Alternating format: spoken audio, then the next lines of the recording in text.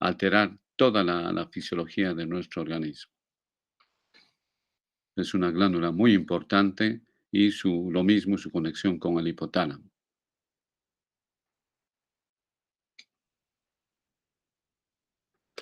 Hay diferentes tipos celulares en la adenohipófisis, ¿no?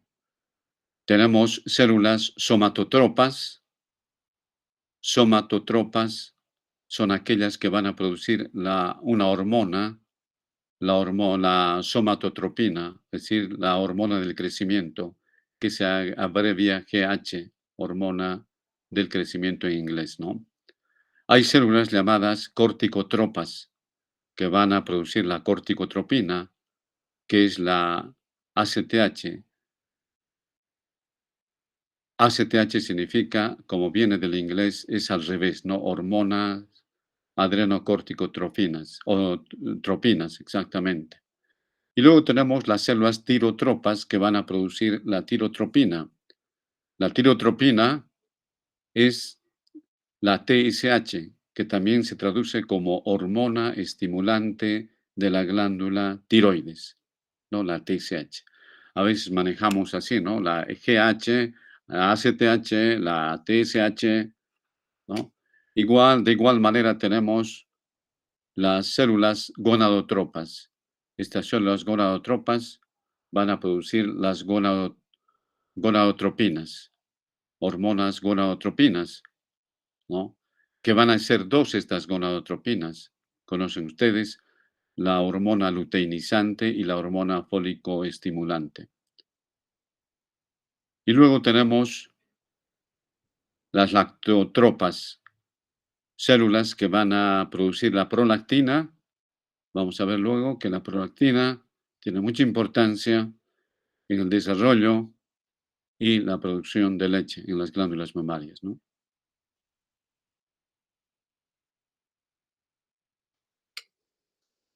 Luego tenemos, en cuanto a una relación de porcentaje, las células somatotropas que secretan la hormona del crecimiento son las que más abundan, se encuentran entre el 30 y el 40%. Las células corticotropas son las que van a producir, son las que están en una cantidad ocupando un segundo lugar, el 20%, ¿no? Estas, tal como hemos mencionado, son las que van a producir la ACTH, la hormona adrenocorticotropa. El, el resto de las células corresponde al 3 al 5%. Bien, las células somatotropas, algunas características más indicaremos, se las conoce también como acidófilas porque se van a colorear con colorantes ácidos. Por eso cuando aparece un tumor acá en esta glándula se llama tumor acidófilo.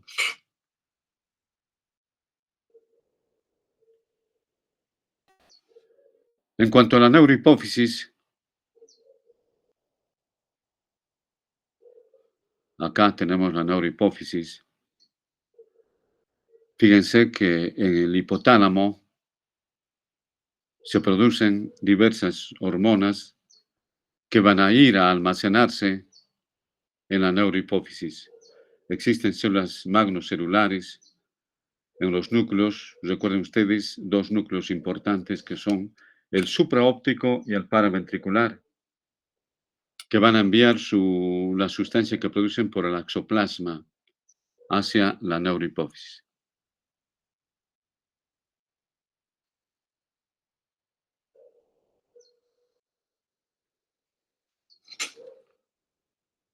Bien, el hipotálamo controla la secreción hipofisiaria.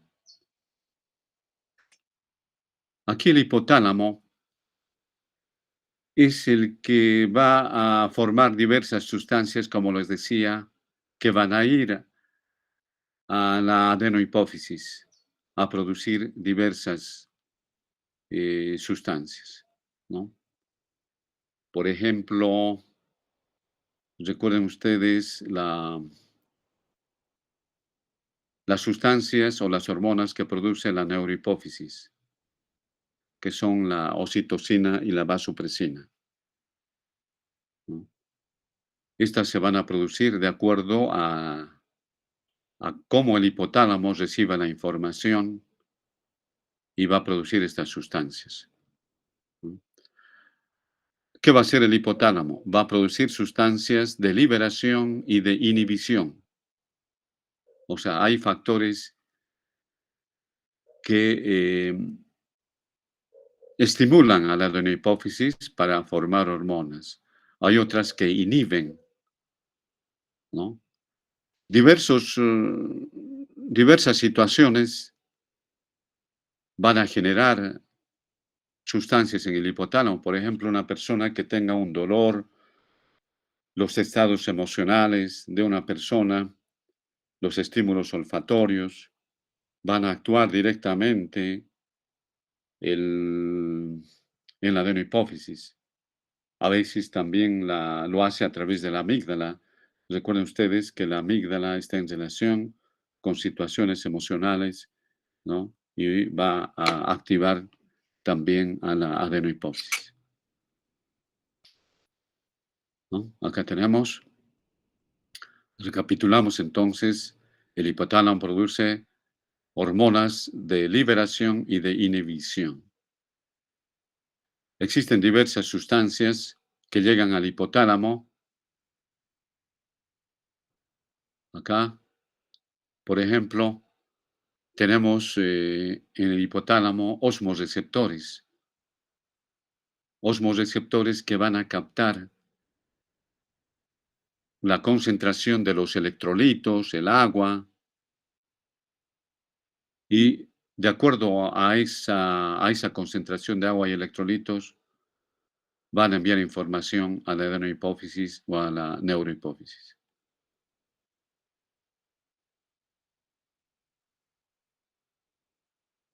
Esto ya habíamos mencionado, ¿no? Que la adenohipófisis es una estructura muy vascularizada, tiene la eminencia media que hemos mencionado, donde se va a originar el sistema de irrigación de los vasos portales hipotalámico-hipofisiarios. Bien,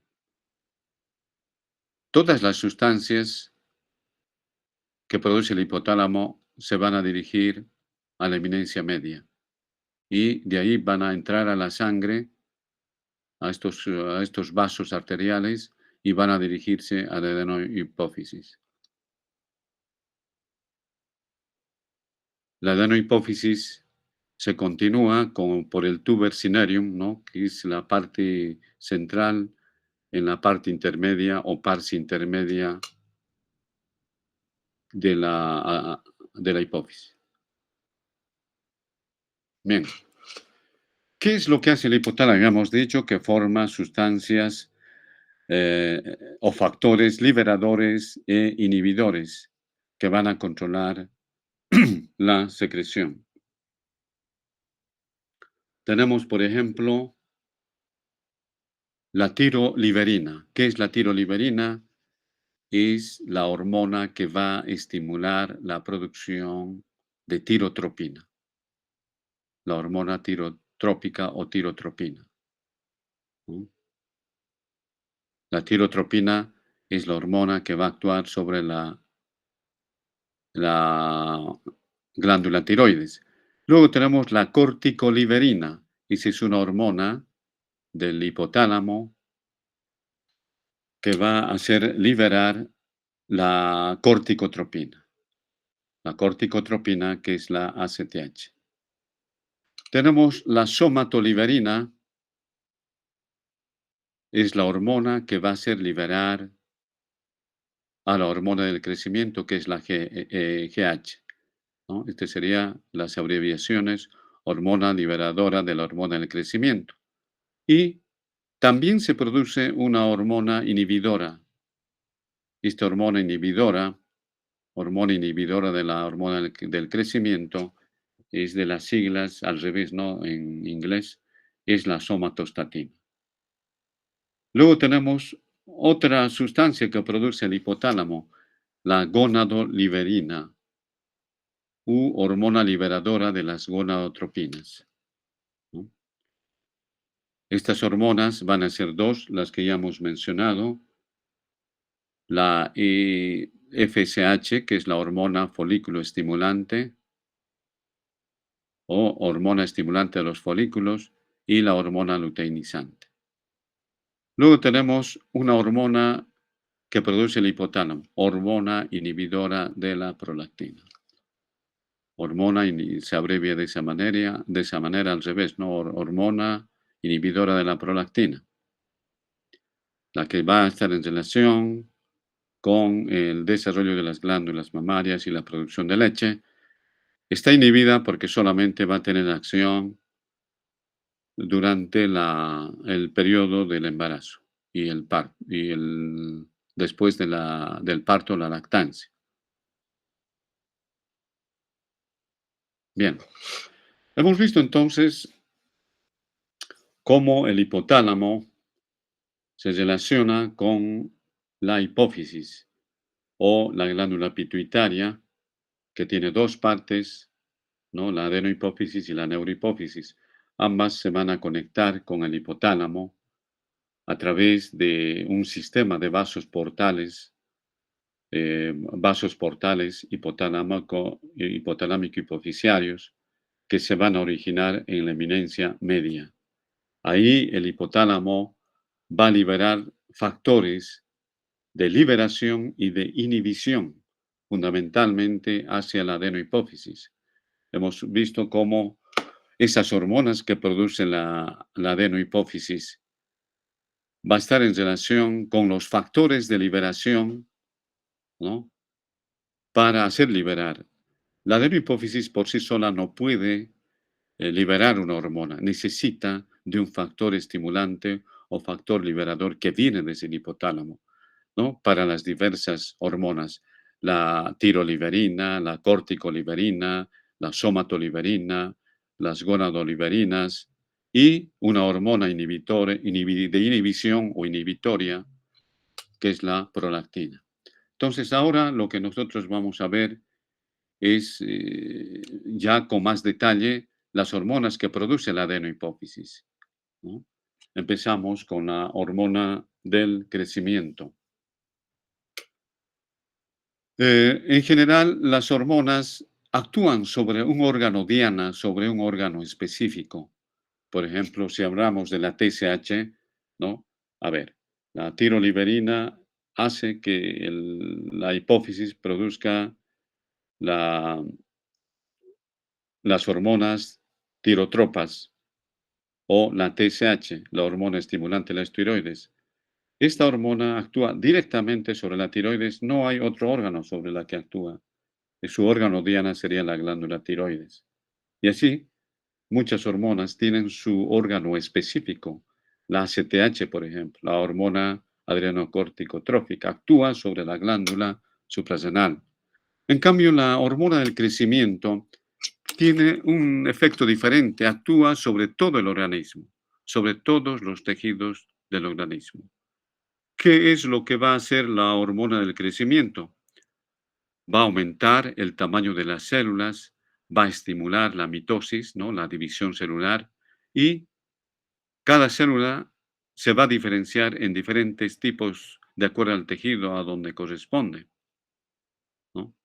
Entonces, esta va a ser la acción de, de la hormona del crecimiento. También va a participar en el desarrollo del tejido óseo, ¿no? Del tejido muscular, etcétera. Vamos a ver algunos efectos metabólicos de la hormona del crecimiento.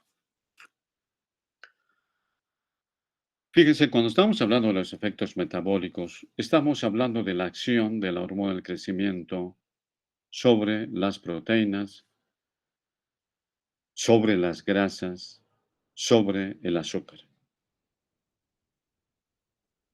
Es importante clarificar muy bien la acción que tiene la hormona del crecimiento, sobre estas tres sustancias. Vamos a ver en los próximos capítulos la- las hormonas tiroideas. Las hormonas tiroideas actúan también sobre las proteínas, sobre los hidratos de carbono y sobre las grasas. Tienen acciones específicas. Vamos a ver las hormonas córticos suprarrenales. Dentro de las funciones que tiene hay una que también actúa sobre los hidratos de carbono, sobre las grasas, sobre las proteínas.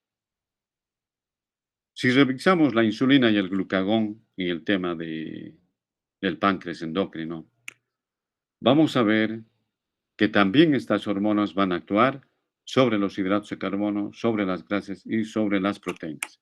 Es importante diferenciar la acción específica que tienen estas hormonas porque a veces se confunde, ¿no? Porque todas van a actuar sobre estas tres sustancias, que son proteínas, eh, grasas e hidratos de carbono, ¿no?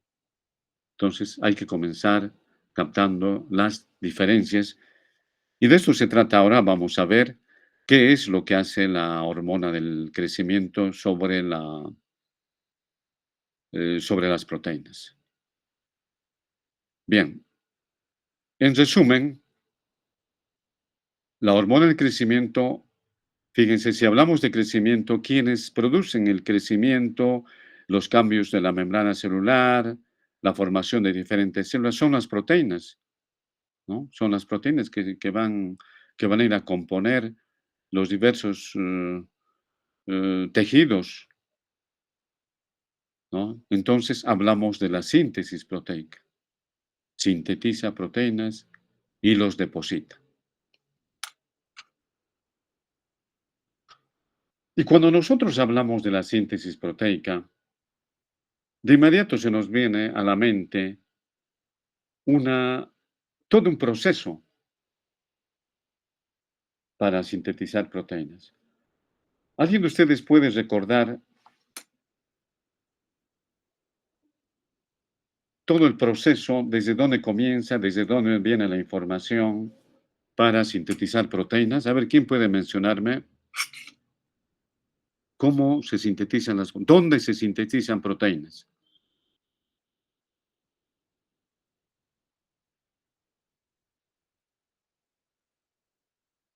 ¿Hola?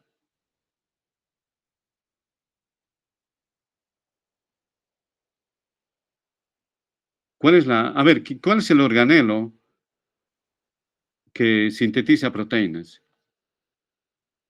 Los ribosomas del retículo endoplasmático rugoso. Está muy bien, ya, está muy bien. Ahí es donde se producen las síntesis proteicas. ¿Y qué se requiere para sintetizar proteínas? ARN ARN. mensajero, ARN de transferencia y ARN ribosómico en los ribosomas. Exactamente. Entonces, eso es lo que hace la hormona del crecimiento. Va a activar, ¿no?, el fenómeno de la transcripción. El DNA va a dar la información de los tripletes para que el RNA mensajero lleve esa información a nivel de los ribosomas. Y en los ribosomas se va a traducir esa información. Por eso aquí dice aumento de la transcripción y la traducción. Aumenta la traducción, o sea, esa lectura que viene desde el núcleo de cómo va a ensamblar los aminoácidos para sintetizar proteínas. Todo esto hace la hormona del crecimiento. Les decía, ¿qué se requiere? Además, se requiere aminoácidos, ¿no? Existen aminoácidos. Nosotros nos alimentamos de proteínas. Esas proteínas deben someterse a procesos de digestión en todo el tubo digestivo y finalmente se deben degradar en el intestino delgado por las peptidasas hasta aminoácidos y absorbemos aminoácidos, ¿no? Esos aminoácidos vamos a utilizar para la síntesis de proteínas. Todo esto hace la hormona del crecimiento, ¿no? Desde de facilitar el transporte de aminoácidos para que se dirijan hacia los ribosomas y allí se ensamblan las diferentes proteínas. Bien, eso es lo que hace entonces. No se olviden, sintetiza proteínas.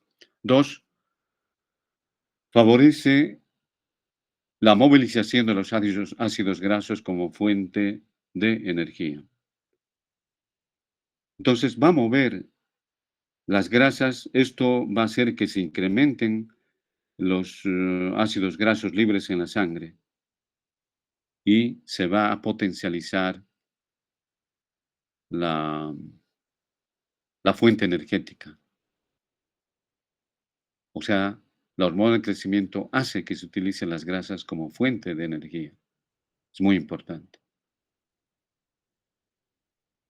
Tercero, disminuye la cantidad de glucosa utilizada. O sea, fíjense que la hormona del crecimiento trata de usar más ácidos grasos. Las proteínas las sintetiza, las guarda, disminuye la cantidad de glucosa utilizada, tiende a aumentar el azúcar en la sangre. Por otro lado, lo que hace como participa en la síntesis de proteínas, o sea, en el anabolismo proteico, entonces disminuye el catabolismo, no destruye proteínas, la hormona del crecimiento. Las mantiene. Por eso a la hormona del crecimiento se la conoce también como ahorrador de proteínas. Aquí está entre comillas, ahorrador de proteínas. Eso es lo que hace, ahorra proteínas. Lo que más se utiliza es, reitero, ácidos grasos como fuente energética.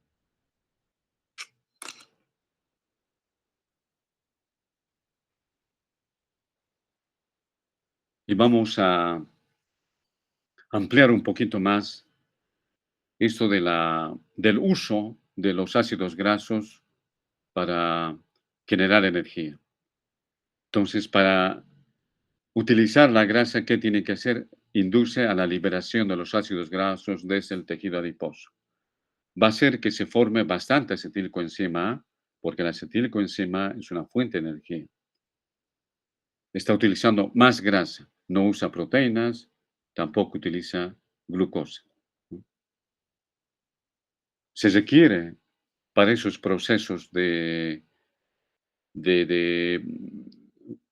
hacer crecer a las células, a los tejidos, energía, ¿no? Entonces, esa energía va a hacer que salga de las grasas. Al movilizar las grasas, va a formar bastante ácido acético. Este ácido acético, cuando es en bastante cantidad, no se va a generar una cetosis, ¿no? Una cetosis en todo el organismo y además esas grasas van a hacer que el hígado se cargue también de estos eh, compuestos grasos y va a generar lo que es la esteatosis hepática.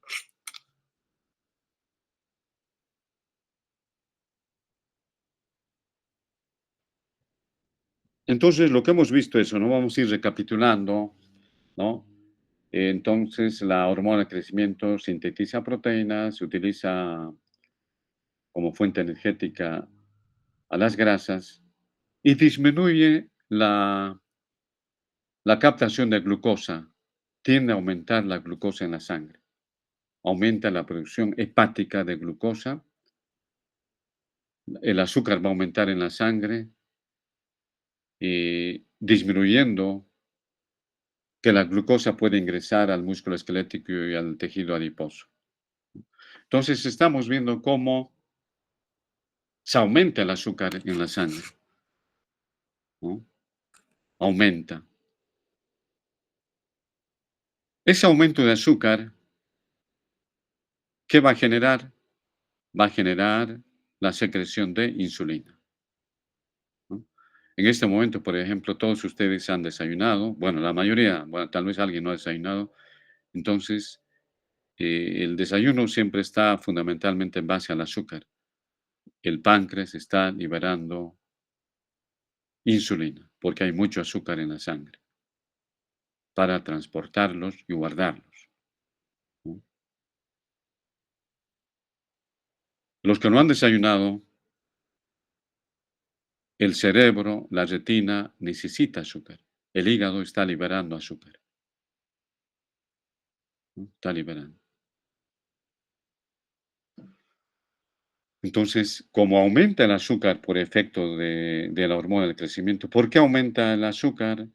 Porque disminuye la utilización de azúcar por las células esqueléticas, el tejido adiposo, y estimula la producción hepática de glucosa. Como hay mucho azúcar, se tiene que liberar insulina, ¿no? Entonces aumenta la producción de insulina. Pero este aumento de la producción de insulina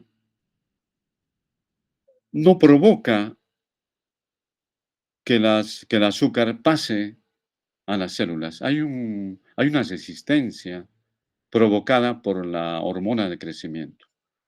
O sea, lo que quiero decir es que el azúcar, por efecto de esta insulina, no puede ingresar mucho a las células, porque recuerden ustedes, la función de la insulina es transportar el azúcar al interior de las células, ¿no? Esa es la función.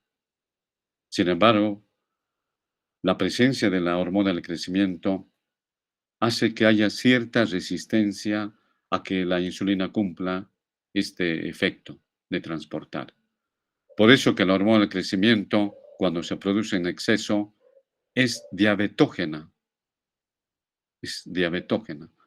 porque produce, reitero, mucho azúcar y disminuye la sensibilidad de la insulina a poder actuar sobre el azúcar. La diabetes es similar a la diabetes tipo 2.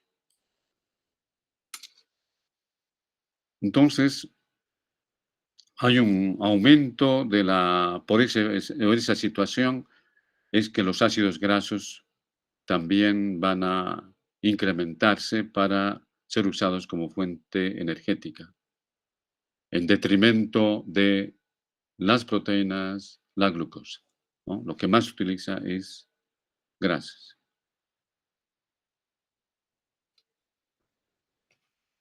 Bien, necesidad de la insulina y de hidratos de carbono para la estimulación del crecimiento por la hormona del crecimiento. ¿Qué quiere decir esto? La hormona del crecimiento necesita de la glucosa y necesita de la insulina. Necesita. Si no existe insulina y no existe glucosa, la hormona del crecimiento no puede cumplir su función.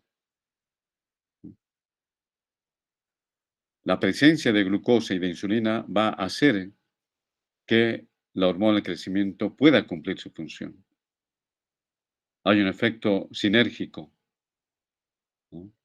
O sea, se potencializa su acción por la acción de la insulina y los hidratos de carbono. Se ha visto que en algunos animales que no tienen páncreas, lo que significa que no hay insulina y además si no hay glucosa, no ejerce su función la hormona del crecimiento. Es muy importante porque la insulina, la glucosa van a contribuir a esas funciones que tiene la hormona del crecimiento de hacer crecer a los diferentes tejidos. Recuerden que la insulina ayuda a transportar aminoácidos y glucosa. Una de las funciones de la insulina es transportar glucosa, es lo primero, ¿no? Y envía la glucosa a las células musculares, al tejido adiposo, al hígado, ¿no? Facilita el transporte. También va a facilitar el transporte de aminoácidos. Y recuerden ustedes que los aminoácidos son muy importantes para que la hormona del crecimiento pueda actuar. Por otro lado, la hormona del crecimiento estimula el depósito de proteínas en las células condrocíticas y osteógenas, en aquellos tejidos donde se tiene que desarrollar el tejido óseo. Recuerden ustedes, hay un tejido donde se depositan eh, condroblastos y estos se van a transformar en células osteogénicas, en osteocitos, en osteoblastos, osteocitos. Eso va a estimular el crecimiento. Va a estimular la hormona del crecimiento para que estas células condrocíticas y osteógenas aumenten en su producción. Y para generar el tejido óseo, estas células llamadas condrocitos deben transformarse en células osteógenas, deben generar tejido óseo nuevo. Todo esto hace la hormona del crecimiento.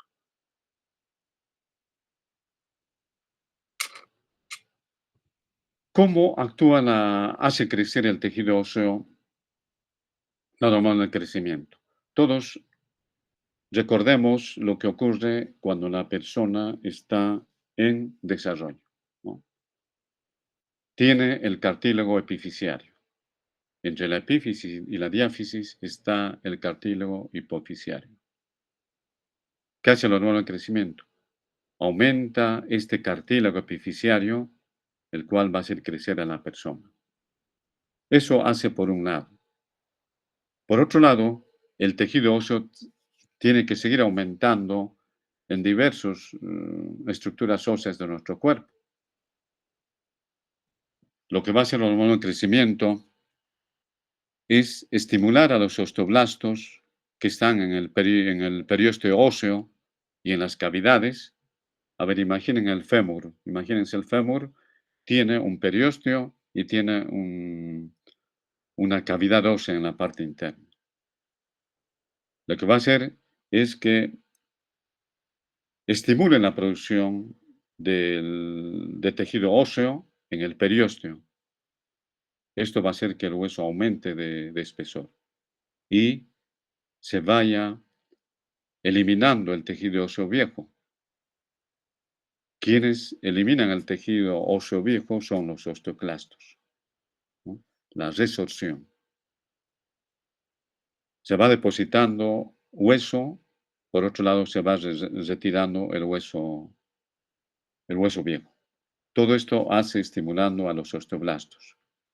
Entonces, en resumen, podemos decir que la hormona de crecimiento estimula el desarrollo del cartílago epifisiario y estimula a los osteoblastos para que el hueso aumente de espesor o de grosor. Este proceso ocurre casi en todo el desarrollo de la persona, ¿no? En todo el desarrollo de la persona. En toda la vida, me refiero a toda la vida de la persona. Recuerden ustedes, el rostro que tiene una persona de la tercera edad es muy diferente, ¿no? Al rostro cuando era joven, cuando era niño. Aumenta la barbilla, los huesos frontales, los arcos sobre los ojos superciliares van a aumentar, o sea, se va modificando. Y este crecimiento se va dando de manera paulatina durante toda la vida, especialmente los huesos membranosos. Por eso que el rostro es diferente, o sea, la hormona de crecimiento sigue actuando, ¿no? A diferentes edades.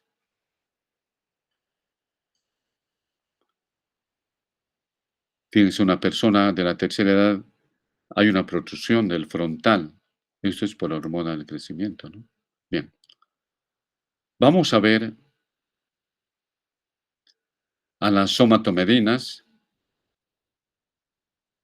Las somatomedinas se ha visto que estimulan el crecimiento óseo. La hormona del crecimiento estimula al hígado para que se forme la somatomedina. La hormona del crecimiento va a cumplir sus efectos a través de sustancias intermedias llamadas somatomedinas, sobre todo la somatomedina C, ¿no? Esta somatomedina C, en algunas razas, por ejemplo, los pigmeos africanos, no desarrollan. Y al estudiar su hormona del crecimiento de estos pigmeos africanos, se ha visto que tienen hormona del crecimiento, pero no tienen la somatomedina C. También hay un síndrome, el síndrome de Loran, es un enanismo, donde se ha visto que no tienen la somatomedina C, pero sí tienen hormona del crecimiento. Entonces, de esta manera se ha concluido que la hormona del crecimiento actúa sobre el hígado para producir la somatomedina C, y esto permite el desarrollo. También se ha visto que la hormona del crecimiento estimula en otros tejidos de manera local la producción de la somatomedina C. La somatomedina C es parecida a la insulina, por eso se llama también a la somatomedina C factor de crecimiento similar a la insulina. Factor de crecimiento similar a la insulina, cuya abreviación es IGF, factor de crecimiento parecido o similar a la insulina. El 1, hay 4, el 1 es o la somatomedina C, es la que tiene más acción. Hay una diferencia entre estas dos sustancias. La hormona del crecimiento dura menos de 20 minutos.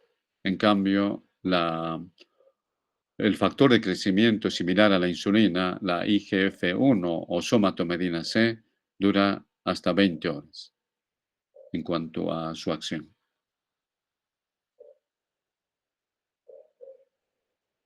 Ya hemos mencionado, ¿no?, que la hormona del crecimiento puede producirse de manera local en diferentes tejidos para estimular su crecimiento. Bien, la hormona del crecimiento tiene una producción circadiana. Cuando hablamos de producción circadiana, estamos viendo que varía en el día y en la noche. Eh, a lo largo del día va a variar en la producción. Por ejemplo, durante las primeras, a veces les preguntan en el examen, ¿no? Las primeras horas del sueño profundo es donde aumenta la producción de hormona del crecimiento. ¿En qué momento del día se produce más?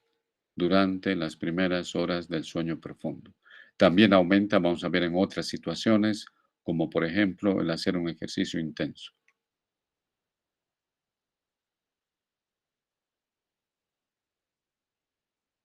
Bien, regulación de la secreción de la hormona del crecimiento. La hormona del crecimiento se produce durante toda la vida de la persona.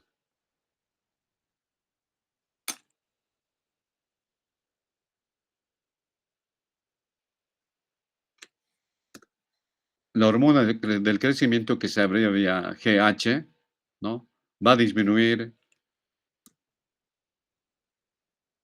a medida que pase el tiempo y la persona se encuentre en la tercera edad, donde se va a producir en un 25%, ¿no? En relación a cuando la persona era adolescente. La secreción es pulsátil, es decir, varía su producción, la cantidad, ¿no? Aumenta en la noche, luego disminuye, situaciones de estrés hacen que se libere la hormona del crecimiento, el estado nutricional también afecta, como vamos a ver. ¿no? La glucosa va a estimular también la hormona del crecimiento. Hay diversos factores que van a estimular o liberar la hormona del crecimiento. Aquí tenemos factores que estimulan o inhiben la secreción de la hormona del crecimiento. Aquí tenemos un cuadro donde la primera parte dice los que estimulan la secreción de la hormona del crecimiento. Y aquí al lado derecha, las que inhiben. Las que estimulan el descenso de la glicemia. ¿Mm? Por eso que les decía que es importante el azúcar para la hormona del crecimiento. Si desciende la glucosa, entonces esto va a estimular a la hormona del crecimiento porque tiene que aumentar la glucosa. El descenso de los ácidos grasos, el aumento de los aminoácidos en la sangre, como la arginina, estados de inanición o de ayuno, deficiencias proteicas. El kwashiorkor, por ejemplo, es un síndrome de deficiencia proteica, lo vamos a volver a ver, ¿no? El niño que no recibe proteínas, entonces va a estimular la producción de la hormona del crecimiento. Traumatismos, estrés, excitación, el ejercicio, la testosterona, los estrógenos, el sueño profundo, ya hemos visto, ¿no? Que estimula la producción de la hormona del crecimiento. Y tenemos la hormona liberadora de la hormona del crecimiento. Luego tenemos la grelina, ¿no? La grelina que va a estimular la hormona del crecimiento. ¿Quiénes inhiben la secreción de la hormona del crecimiento? Un incremento de azúcar, un incremento de los ácidos grasos, lo contrario a lo que habíamos mencionado, ¿no? El envejecimiento inhibe la secreción de la hormona del crecimiento. La obesidad, la somatostatina, sabemos que es una sustancia que inhibe la producción de hormona del crecimiento. Una hormona de crecimiento exógena también va a inhibir. Las somatomedinas, el factor de crecimiento es similar a la insulina. Esos son los factores. Vamos a ver algunas concentraciones. La concentración normal de la hormona del crecimiento en el adulto está de 1.6. Fíjense cómo la cantidad, ¿no? Es 1.6 y 3 nanogramos por ml. Es escasa la cantidad en nanogramos. En niños y adolescentes es de 6 nanogramos. Ahora, en esos estados que hemos mencionado, acá, en estados de inanición, cuando desciende la glucosa, descienden los ácidos grasos, se estimula la producción de la hormona del crecimiento, pudiendo llegar hasta 50 nanogramos. Cuando no hay proteínas, hay una inanición. Ahora, en procesos agudos, enfermedades crónicas también aumenta.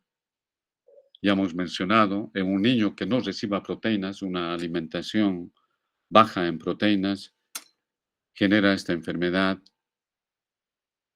la enfermedad de Kwashiorkor, ¿no? Entonces va a estimular a la hormona del crecimiento.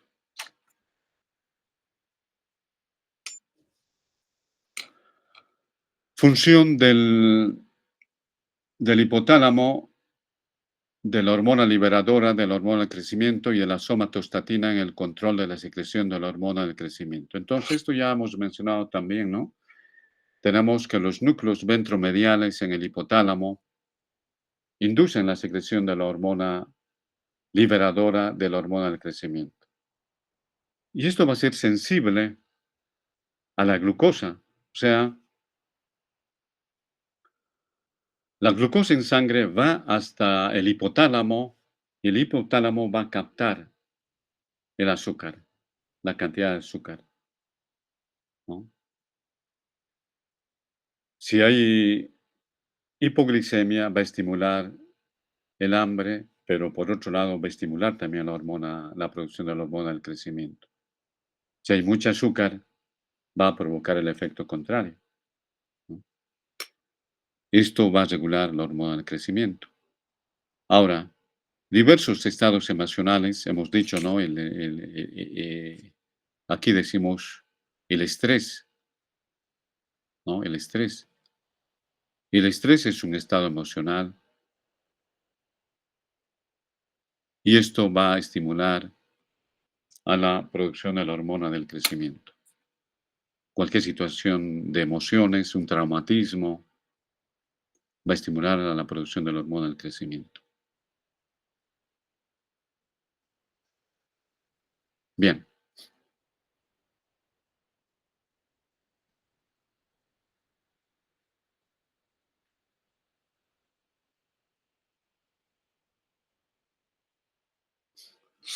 vamos a ver algunas anomalías de la hormona del crecimiento. Bien, tenemos la insuficiencia panhipofisiaria,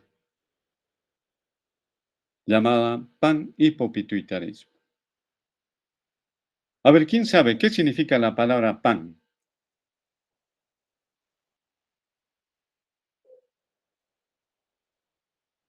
¿Alguien sabe qué significa la palabra pan? Se utiliza Pérdida también en la pan. natriurética auricular. ¿Cómo? Péptido natriurética auricular. Ya, a ver, la Panamericana, por ejemplo. ¿Qué es ahí está la radio Panamericana? Pan. La palabra pan significa todo, todo. Radio Panamericana, para todos los países de América. Pan, toda la glándula hipófisis. O sea, está afectado toda la glándula. Toda la glándula va a reducir su producción de hormonas. Toda la glándula está afectada, que puede ser congénita, puede ser un tumor de la hipófisis. Entonces se van a reducir todas las hormonas.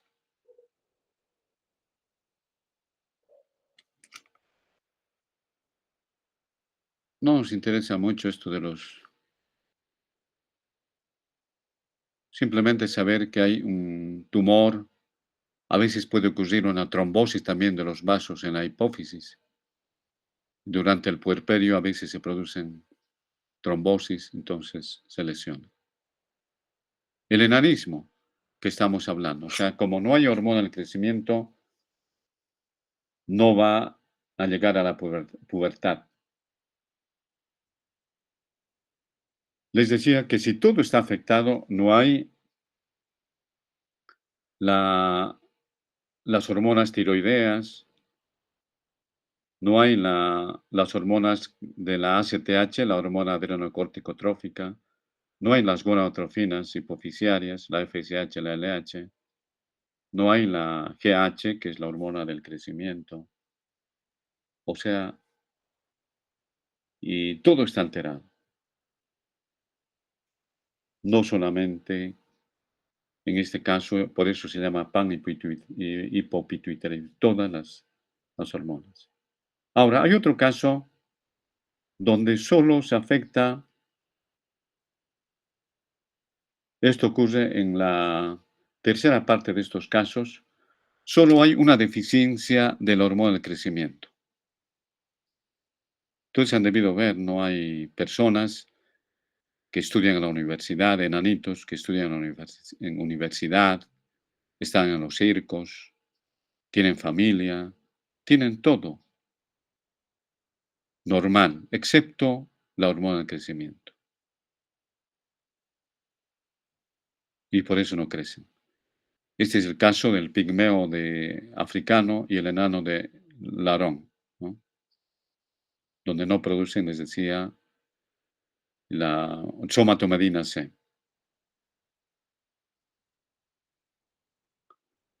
Actualmente hay tratamientos, antes era un problema, ¿no?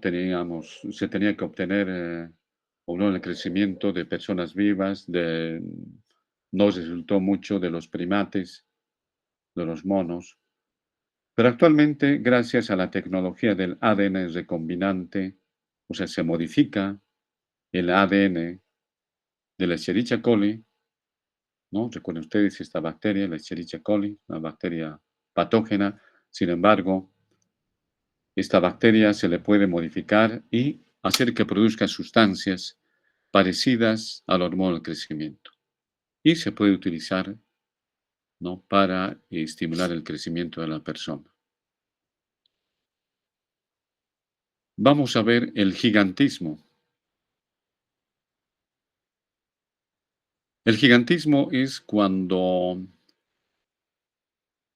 es un tumor que está produciendo un exceso de hormona del crecimiento. Hay un exceso en la producción de la hormona del crecimiento. Y esta ocurre durante la pubertad, ¿no? Hay personas que empiezan a crecer en la pubertad, 12, 13 años. El crecimiento es simétrico, crece de manera proporcional, llega a medir 2,5 metros, ¿no? Hemos visto cómo la hormona del crecimiento incrementa el azúcar. Entonces, estas personas van a desarrollar diabetes, una diabetes tipo 2, ¿no?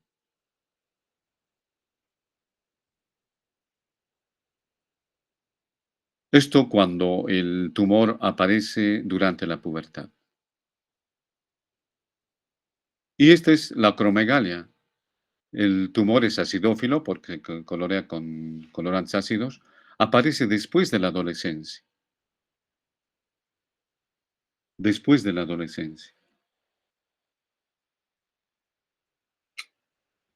Entonces, fíjense, después de la adolescencia, la persona ha completado prácticamente todo su desarrollo.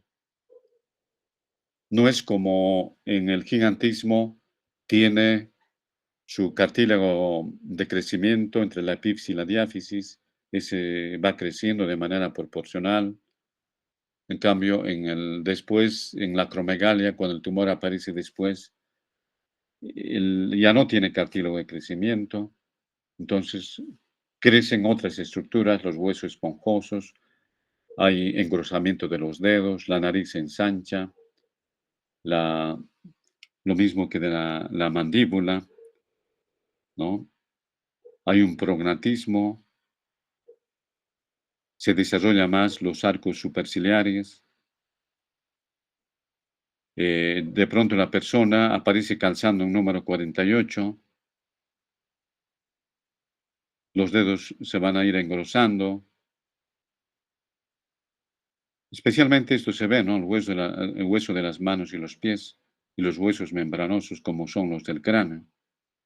Bien, ese es un tumor que aparece después que la persona ha completado su desarrollo.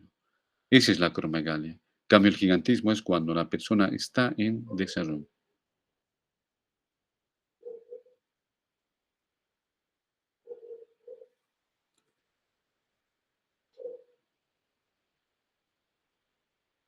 Es importante la hormona del crecimiento. Si una persona no produce hormona del crecimiento, se adelanta el proceso de envejecimiento. Si tiene 50 años, si esa persona, si no produce hormona del crecimiento, va a parecer como una persona de 65 años.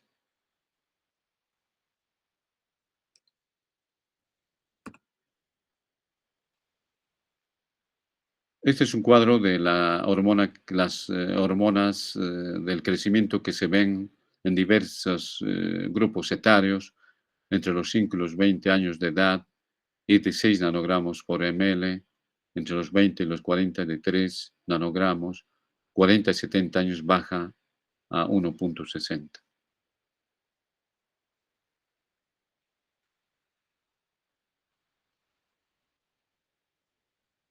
Entonces, ¿qué ocurriría en esa persona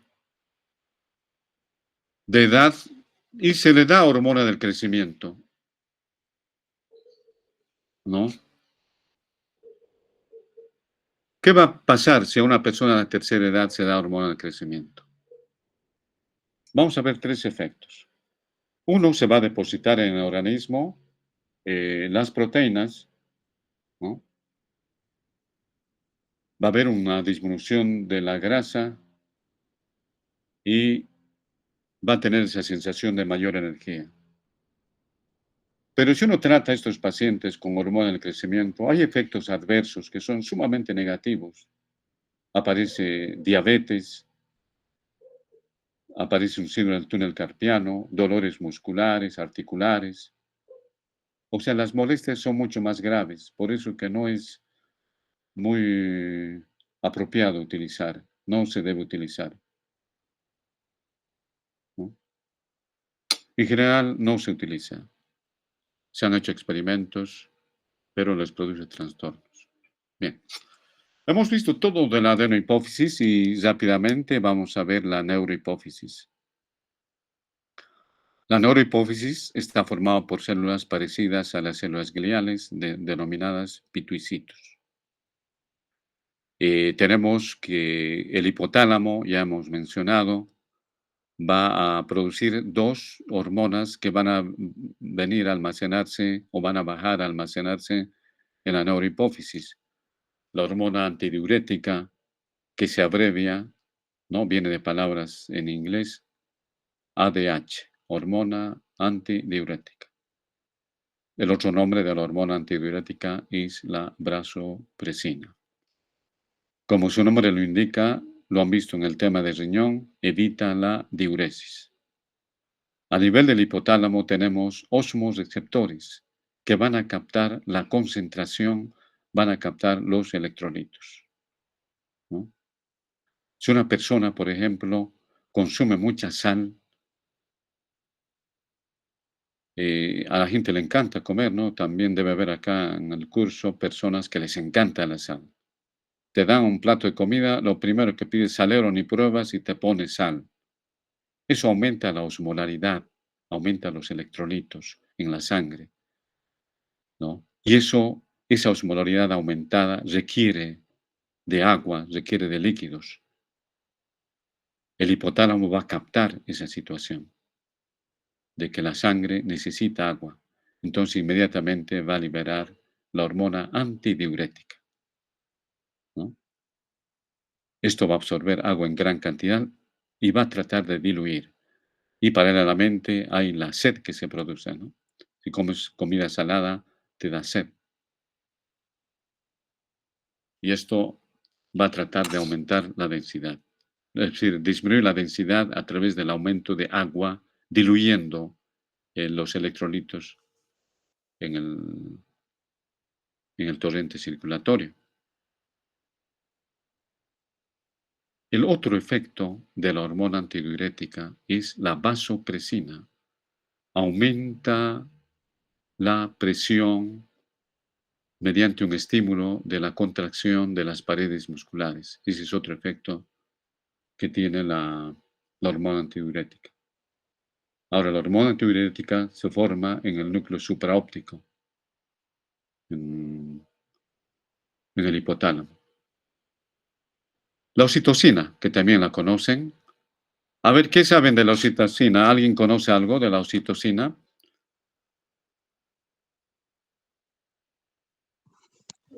Que es la hormona del amor y que eh, estimula lo que es la eyección de la leche y estimula también las contracciones uterinas durante el parto. Está muy bien. Su compañera ya ha mencionado, ¿no? Los efectos de la oxitocina, es eso lo que se hace, ¿no? Comenzamos indicando que la oxitocina es una hormona que se libera en el hipotálamo, en los núcleos paraventriculares, fundamentalmente, y estos se van a dirigir hacia la neurohipófisis. Los estímulos, tal como ha mencionado su compañera, son en el parto. En el parto, el estímulo de la cabeza del